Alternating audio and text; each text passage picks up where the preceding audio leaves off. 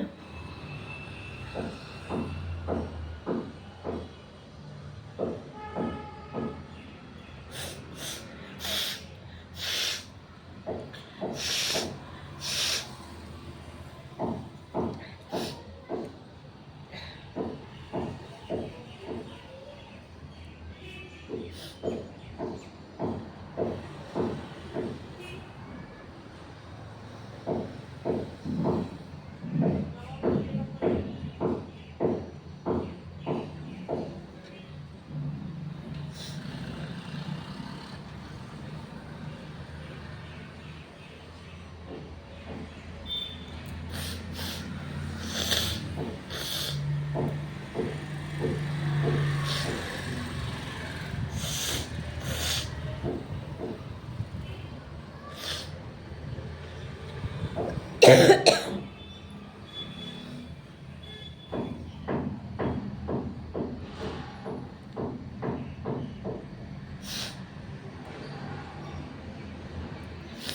আছে, চলো আজকে এইটুকানি। আবার পরে কোনো দিন আবার যদি তোমাদের তো স্নিচিংয়ের ভিডিও তো তোমাদের রিকোয়েস্ট চলতেই থাকবে, আবার পরে চেষ্টা করব। তো চলো, ভিডিওটা কেমন লাগলো আমাকে অবশ্যই কমেন্ট করে জানিও। তো চলো, টাটা। তোমরা সবাই ভালো থাকবে, সুস্থ থাকবে, সবাইকে ভালো রাখবে। আর একটা আজকে থেকে রেগুলার লাইভে যেমন আসছিলাম তেমন আসার চেষ্টা করব, জানি না কতটা পারবো। মানে যেমন মেম্বারশিপ লাইভে 10:30টার সময় আসছিলাম তেমন আসবো, আর নর্মাল লাইভ 11:30টার সময় আসছিলাম সেরকম আসবো, কারণ শরীরটা আগের থেকে অনেকটাই ভালো আছে। তো চলো, টাটা।